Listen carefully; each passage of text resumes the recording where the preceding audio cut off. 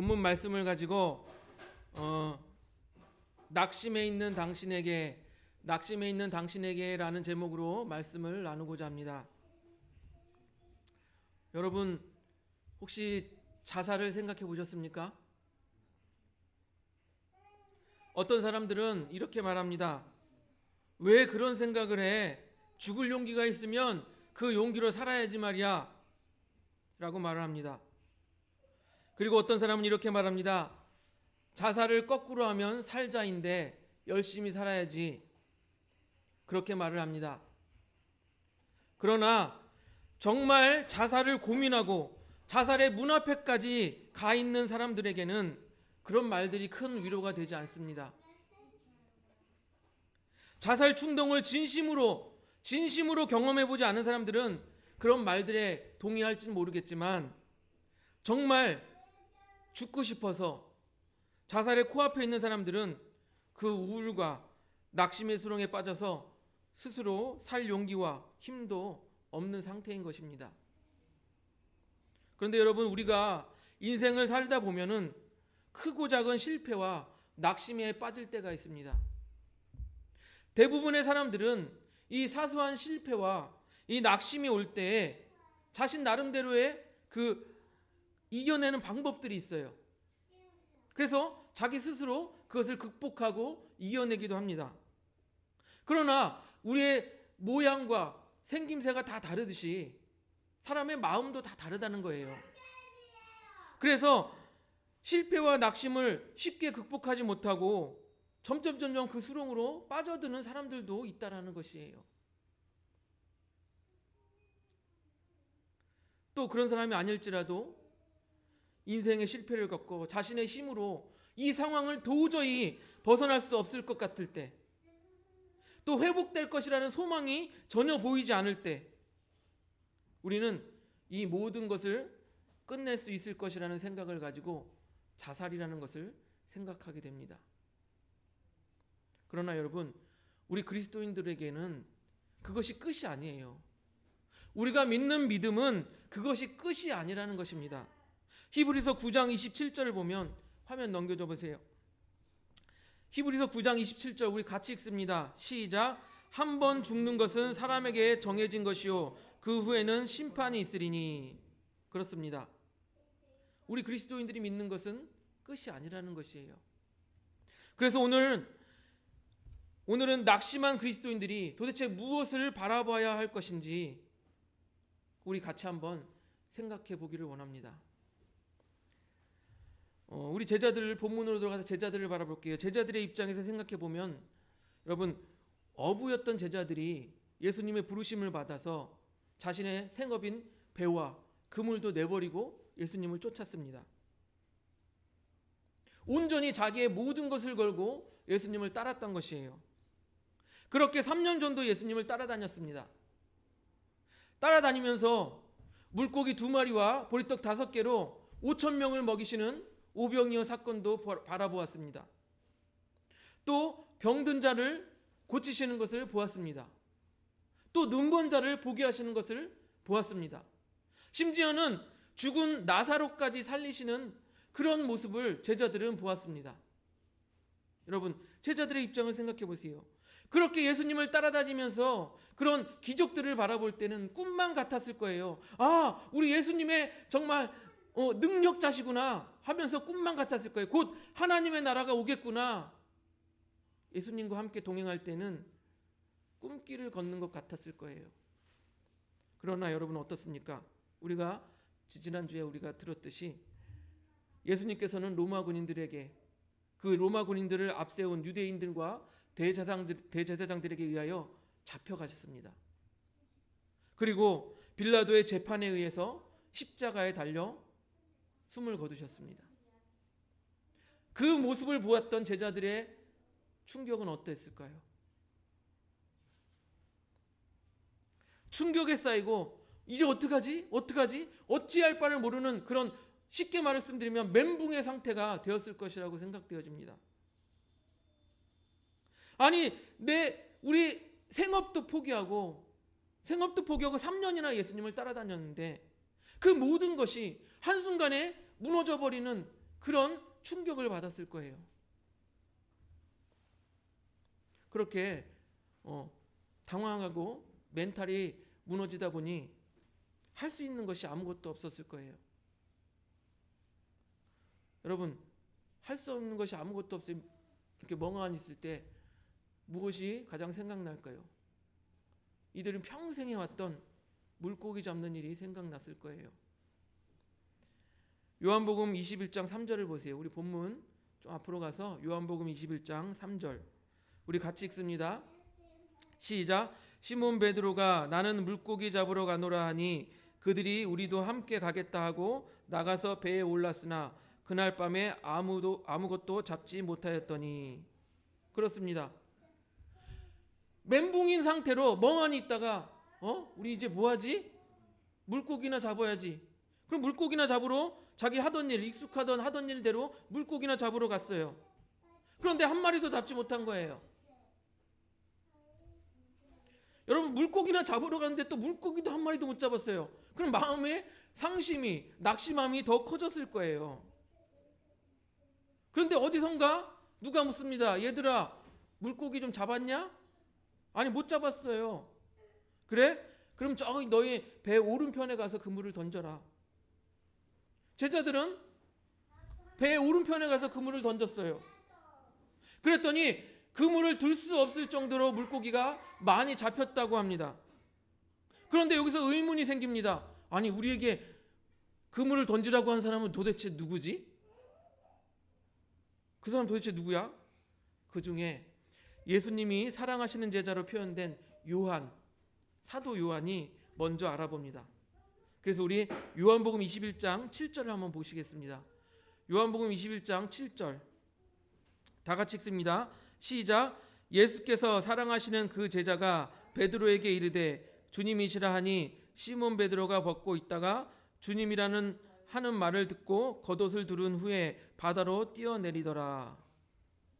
요한이 예수님이다, 주님이다 이렇게 하니까 베드로가 그래? 하면서 역시 행동대장이에요. 베드로가 바로 바다로 뛰어들어서 예수님 있는 곳으로 헤엄쳐 갑니다.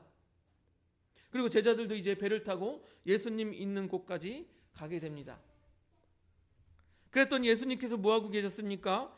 숯불을 피우고 그 위에 생선을 굽고 계셨습니다. 그리고 예수님께서는 야, 생선 잡은 거 있으면 좀 줘라. 그리고 그렇게 말하니까 제자들이 놀라서 물고기를 지금 우리가 엄청 많이 잡았어요. 예수님, 우리가 물고기를 엄청 많이 잡았어요. 마치 우리 어린아이들이 아빠, 우리 이거 엄청 많이 잡았어요. 그렇게 말하듯이 물고기 엄청 많이 잡았어요. 어린아이들처럼 예수님께 말을 하고 있는 것입니다. 그래, 예수님께서는 12절에 그런 제자들에게 이렇게 말씀하십니다. 와서 조반을 먹으라. 마치 엄마가 배고프고 지치고 힘든 자녀에게 배고프지? 와서 아침밥 먹어. 이렇게 말씀하시는 것 같아요. 제자들은요, 예수님의 십자가의 죽음을 보고 마음이 무너져 내렸을 것입니다. 마음이 낙심하여서 어찌할 바를 몰랐을 거예요. 우리도요, 세상에서 힘든 일을 겪고 낙심하게 되면은 도대체 어찌할 바를 모르는 거예요. 그래서 자살을 거꾸로 하면 살자 아니냐 이런 말보다는 어머님의 밥 짓는 냄새와 어머님의 부드러운 음성으로 얘야 배고프지? 와서 아침밥 먹어. 이 말이 더욱 우리에게 위로가 될지도 모릅니다. 그런데 더욱 중요한 장면이 나와요. 요한복음 21장 15절을 보세요. 우리 다 같이 보겠습니다. 요한복음 21장 15절 같이 읽습니다. 시작. 그들이 조반 먹은 후에 예수께서 시몬 베드로에게 이르시되 요한의 아들 시몬아 내가 이 사람들보다 나를 더 사랑하느냐 하시니 이르되 주님 그러하나이다. 내가 주님을 사랑하는 줄 주님께서 아시나이다. 이르시되 내 어린 양을 먹이라 하시고. 우리 주님은요, 예수님은 참 세심한 분 같아요. 낙심하고 실망해 있는 제자들에게 찾아가셔서 얘들아 배고프지? 아침밥 먹어. 밥을 든든히 먹이시고 말씀하시는 거예요. 여러분, 만약에 예수님께서 밥을 먹이시지 아니하시고 그냥 요한의 아들 시몬아 내가 나를 사랑하느냐 이렇게 물었으면은 아마 이렇게 들렸을지도 몰라요. 야, 너 전에 베드로 너 전에 나 3번 부인했지? 아직도 사랑하냐? 나 사랑하는 거 맞아? 이렇게 따지듯이 들렸을지도 모르겠어요. 그러나 예수님께서는 그렇게 하지 아니하시고 먼저 부드러운 분위기를 만들어 주시죠. 야, 와서 아침밥 먹어. 배고프지? 아침밥 먹어. 그리고 그렇게 부드럽게 된 분위기 속에서 말씀하시는 거예요. 요한의 아들 시몬아, 내가 이 사람들보다 나를 더 사랑하느냐? 베드로는 대답합니다. 내가 주님을 사랑하는 줄 주님께서 아시나이다. 내가 주님을 사랑하는 줄 주님께서 아시나이다. 그런데 여러분, 우리가 본문에서 보았듯이 16절과 17절에 이어서 3번이나 요한의 아들 시몬아 내가 나를 사랑하느냐라고 물으세요. 앞에 사랑하느냐 묻고 2번 더해서 3번이나 네가 나를 사랑하느냐라고 물으세요. 여러분, 이 대목 우리 많이 설교에서 들었을 거예요. 이 대목에서는 필레오와 아가페, 사랑이라는 단어가 2가지가 쓰입니다. 그런데 여러분, 신약에서는 종종 이 필레오라는 사랑이라는 단어와 아가페라는 사랑이라는 단어를 혼용해서 사용한다고 합니다. 그러니까 우리가 여기서 너무 그 필레오와 아가페에 대해서 너무 깊은 의미를 두기보다는 오늘 베드로에게 예수님이 3번이나 물었다라는 그 사실에 우리가 집중하기를 바랍니다. 여러분, 특별히 베드로는 예수님을 3번이나 부인했어요. 닭이 2번 우니까 부인하고 이제 닭이 2번 우니까 어땠습니까? 예수님의 말씀이 떠올랐어요. 그러니까 마음이 무너져 내리는 거예요. 아, 그때 예수님께서 네가 나를 배신할 거라고 말씀하셨지. 그런데 나는 어떻게 대답했지? 나는 내가 죽을지언정 예수님을 부인하지 않겠다라고 그렇게 장담을 했는데 나는 지금 예수님을 3번이나 부인하고 있구나. 마음이 무너져 내렸을 거예요. 얼마나 자기 자신이 싫었을까요? 장담했던 자기 자신이 얼마나 싫었을까요? 얼마나 자괴감이 들었을까요? 그런데요, 그런 베드로에게 예수님께서는 친절히 배고프지? 아침밥 먹어. 그리고 나서 부드러운 분위기 속에서 내가 나를 사랑하느냐라고 물으십니다.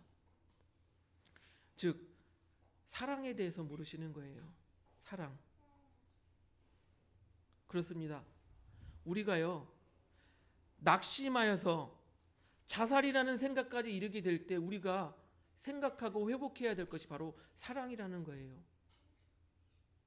여러분, 우리가 아이를 낳으면요, 아이를 낳으면 그 아이의 작은 행동, 손짓, 발짓 하나가 너무나도 사랑스럽고 예쁩니다. 그런데 나를 낳으시고 그렇게 기뻐하셨을 우리 어머니, 아버지를 한번 생각해 보세요. 우리 엄마 아빠를 한번 생각해 보세요. 엄마 아빠가 이 나라는 존재를 바라보시면서 얼마나 기뻐하셨을까? 그리고 얼마나 나를 사랑하셨을까? 생각해 보세요. 그리고 또 나를 사랑하고 나만 바라보고 있는 자녀들, 그리고 또한 형제들, 친구들, 나를 사랑하는 사람들을 한번 생각해 보세요. 그리고 내가 사랑하는 사람들을 한번 생각해 보세요. 즉 우리가 낙심하고 자살이라는 생각에까지 이르게 될 때는 우리가 이 사랑을 생각해 봐야 되는 거예요. 사랑을 회복해야 되는 거예요. 그런데요, 그 무엇보다 가장 중요한 것은 나라는 존재를 이 세상 누구보다 사랑하시는 우리 하나님을 생각해야 되는 것입니다. 하나님께서는요, 나를 사랑하셔서 신인 하나님이 인간의 몸으로 이 땅에 오셔서 나를 사랑하셔서 그 생명을, 자신의 목숨을 내어줄 만큼 나를 사랑하셨던 거예요. 그 하나님의 사랑을 회복해야 되는 것입니다. 그리고요, 그 사랑을 회복한 후에는 이렇게 말씀하십니다. 내가 나를 사랑하느냐 물으시고 내가 주님을 사랑합니다. 베드로가 대답했죠. 그러니까 뭐라고 말씀하십니까? 내 양을 먹이라. 내 양을 치라. 내 양을 먹이라. 즉 무엇입니까? 인생의 목적을 설정해 주시는 거예요. 우리의 삶에 인생의 목적을 잃어버렸을 때 우리는 인생의 허무함을 느낍니다. 살 의미가 없어지는 거예요. 즉 사람은 인생의 목적을 가지고 있을 때 그 활력이 넘치고 살아갈 의욕이 생겨나는 거예요. 좀 안타까운 모습이지만 우리 어르신들을 한번 보세요. 과거에 우리 6.25 전쟁이 끝난 후에 얼마나 우리나라 경제가 힘들고 어려웠습니까? 그래서 세계에서 가장 가난한 나라 중에 하나였어요. 그런데 우리 어른 세대들, 우리 부모님 세대들은 어떻습니까? 그 어려운 환경 속에서 잘 살아야겠다는 그 일념 하나로, 먹고 살아야겠다는 그 일념 하나로 오로지 그 일에 집중하며 살았던 거예요. 곧 그 우리 어르신들에게는 그 일이 자신의 삶의 존재와 같았던 거예요. 그런데 어떻습니까? 이제 나이가 들고 은퇴를 하게 되니까 자신의 존재와 같았던 그 일을 놓아버리게 되는 것이죠. 목적이 없어지는 거예요. 그러니 육체와 정신이 급격하게 나약해지는 것입니다.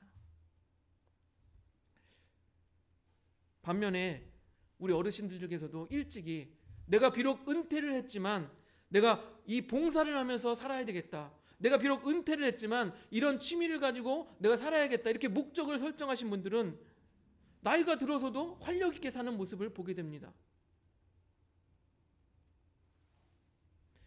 그래서 우리가 낙심하여 살 소망을 잃어버렸을 때 우리의 인생의 목적을 다시 회복해야 되는 거예요. 예수님께서는요, 베드로에게 내가 나를 사랑하느냐? 이렇게 사랑을 확인하신 후에 이제는 내 양을 먹이라 라는 인생의 목적을 설정해 주시는 것입니다. 그렇게 베드로는 남은 여생을 주님의 영광을 위하여서 살다가 순교하였습니다. 사랑하는 성도 여러분, 낙심이 생겼어요. 그리고 그 낙심을 넘어서서 자살의 충동이 생겼어요. 이 자살의 충동은 누구에게나 올 수 있는 것입니다. 평소에 저도 그렇게 생각했어요. 죽을 용기가 있으면 그 용기로 열심히 살아야지 뭔 자살이야. 그렇게 생각했던 저에게도 낙심의 순간이 찾아왔고 또한 저 역시도 죽고 싶다는 자살 충동까지 이르게 되었던 기억이 있습니다. 그러나 여러분, 우리 그리스도인들에게는 예수님의 사랑이 있습니다. 엄마, 아빠가 날 사랑하지 않아도 세상 사람 중에 나를 사랑하는 사람이 아무도 없을 것 같은 그런 생각이 들지라도 예수님은 나를 사랑하세요. 세상에서 내 편이 아무도 없을 것 같은 생각이 들 때도 예수님은 나를 사랑하세요. 세상에서 나를 위로해 주는 사람이 아무도 없을 것이라고 생각할 때에도 예수님은 나를 사랑하세요. 이제는 내가 이 세상에서 살 소망이 없다, 이런 생각이 들 때에도 예수님께서는 나를 사랑하시고 나의 소망이 되어주세요. 그렇게 낙심해 있는 우리에게 예수님이 찾아오셔서 말씀하십니다. 배고프지? 자, 아침밥 먹어. 네가 날 배신했어도 난 널 여전히 사랑한단다. 너도 날 사랑하지? 이제 소망을 가지고 살렴.